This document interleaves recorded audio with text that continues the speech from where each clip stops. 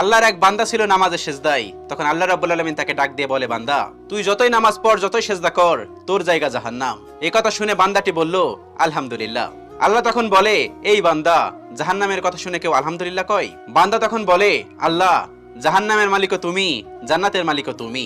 তুমি আল্লাহ খুশি হয়ে যদি আমাকে জাহান্নামও দাও, তাও আমার আপত্তি করার কোনো অধিকার নেই। আল্লাহ তখন বলেন, বান্দা, জাহান্নামে গেলে তুই পুড়ে যাবি, তোর খুব কষ্ট হবে। বান্দা তখন বলতেছে, আল্লাহ, কষ্ট শুধু আমার হবে না, তোমারও হবে। আল্লাহ তখন বলতেছে, বান্দা, তুই পুড়বি জাহান্নামের আগুনে, আমার কষ্ট হবে কেন? বান্দা তখন বলে, আল্লাহ, কোনো মায়ের কোল থেকে যদি কোনো বাচ্চা পানিতে পড়ে যায়, তাহলে কোনো মাই দূরে দাঁড়িয়ে থাকতে পারে না, দৌড়ে গিয়ে বাচ্চাকে কোলে নেয়। আমার বিশ্বাস ওই মায়ের চেয়ে কোটি কোটি গুণ দয়া তোমার বেশি। আমাকে জাহান্নাম দিলে তুমিও আল্লাহ শান্তি পাবে না। আল্লাহ তখন বলে, বান্দা, এই দলিল তুই কই পাইলি? বান্দা তখন বলে, আল্লাহ, আমাদের জাতির পিতা ইব্রাহিম আলাইহিস সালাম তোমার প্রেম মুখে নিয়ে যখন নমরুদের আগুনে পড়ে গেল, তার আগেই তুমি বলে দিলে